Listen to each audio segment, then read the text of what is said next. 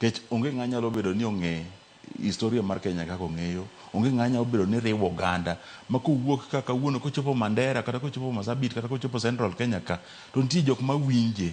Onge ng'a nigi gi siasa machalo kamano kata wisdom mar siasa wach kata kodhi coast kata kodhi Kisii kata kodhi Western Kenya tiyudo ka ng'ato kod wuok an ase travel gi jakom nyaka Turkana gini. Yes. Tiwuothe gwenge moko ma ikoni ma be Kenya.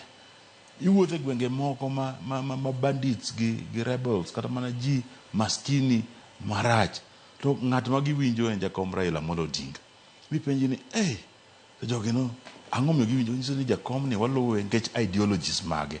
Ji ok luwe nikech ogonu siasa kata ni en very popular. Ideologies mage go. Koro aparo ni e telo mar ODM ka nyaka wang'i matut. Nyaka jochama bedi. Kendo aparo ni ODM ni at some point onego bed ni wari brande mondo duog kendo bed chama motegno kendo identify go jende moko manyicha go poke streets gi. Manyicha giwacho ni onego wapuonj gi gimomiyo piny ka piny nyaka bed gi structured leadership. Yes. Kech iyudo ka ojana wacho ni odwa bedo gi leaderless movement. To e Kenya ka gains te mosebedo go en gi give and take. Gin kamoro miwacho ni mano wawenu to mae nyakumiwa.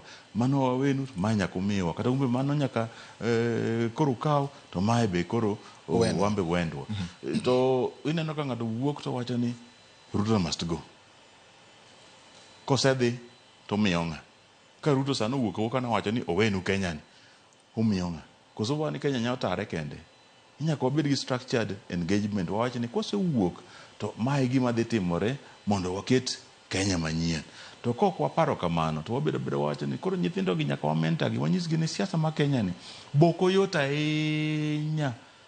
Kech manda kata mana joma go kura ok bi believe a movement ma is chaotic. Ma ok par ni jopiny onego bed ni yudo leadership ma nyalo tayo piny